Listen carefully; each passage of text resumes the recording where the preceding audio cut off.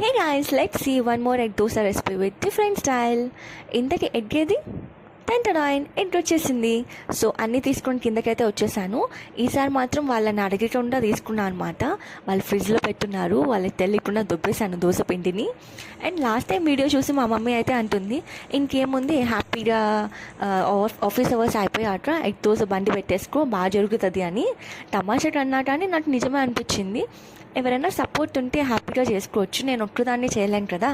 So PG దగ్గర food business పెట్టుకుంటే బాగా జరుగుతుంది అనమాట. అండ్ ఇంతకీ దోశ విషయానికి వచ్చేస్తే నా దగ్గర చట్నీ కారం ఏం లేదు, చేసుకునే టైం కూడా లేదు. సో అందుకని క్విక్గా చేసేసుకుంటున్నా. అండ్ నంచుకోవడానికి క్విక్ రెసిపీ ఒకటి, కారం వేసుకొని కొంచెం సాల్ట్, కొంచెం ఆయిల్ అండ్ తెల్లగడ్డ ఉంటుంది కదా, ఒక రెబ్బ వేసుకోవాలి. నా దగ్గర అది లేదు, వేసుకోలేదు. సో అది అయితే ఒకసారి ట్రై చేయండి, టేస్ట్ అయితే సూపర్ ఉంటుంది. సో నా ఎగ్ దోశ విషయానికి వస్తే ఇది టేస్ట్ అయితే